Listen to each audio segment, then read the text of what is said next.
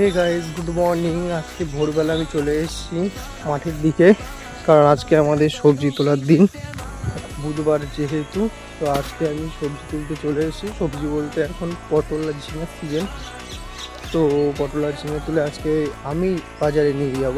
তোমাদেরকে দেখাবো কীভাবে কি পটল তোলে বা পটলের ফুলও ছড়াতে লাগে, পরাগমিলন করাতে লাগে।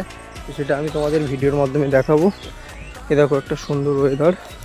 তো এরপর আমি চলে আসলাম পটল খেতে। এসে দেখি বাবার পটলের ফুল ছোঁয়ানো হয়ে গেছে, বাবা পটল তোলা স্টার্ট করে দিয়েছে। তাই আমি লেট না করে তাড়াহুড়ো করে পটল তোলা স্টার্ট করলাম। আর এই দেখতে পাচ্ছ এরকমভাবে পটল তুলতে লাগে ঘুরিয়ে ঘুরিয়ে, যাতে পটল গাছগুলো ছিঁড়ে না যায়।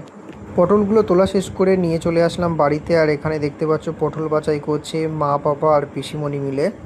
লেট না করে গাড়িতে মাল বেঁধে তাড়াহুড়ো করে চলে আসলাম আমি মার্কেটে।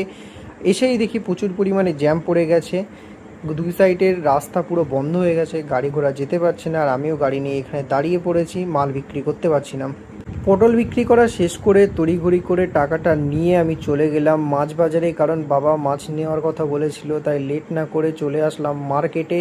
তো দেখতে পাচ্ছ এখানে কত ধরনের মাছ আছে, যেরকম মাছ চাইবে তুমি ঠিক সেই রকম মাছটাই এখানে পাবে। সব ধরনের মাছ এখানে আছে। আর আমি এখান থেকে অল্প করে রুই মাছ নিয়ে নিলাম। দেখতে পাচ্ছ কত সুন্দর করে কাটিং করছে। এনার কাছে সব ধরনের মাছ তুমি পাবে, কারণ এখান থেকে আমি মাছটা নিই। তো এই ছিল আজকের ভিডিওটা যদি ভালো লেগে থাকে লাইক, কমেন্ট, শেয়ার করতে ভুলবে না।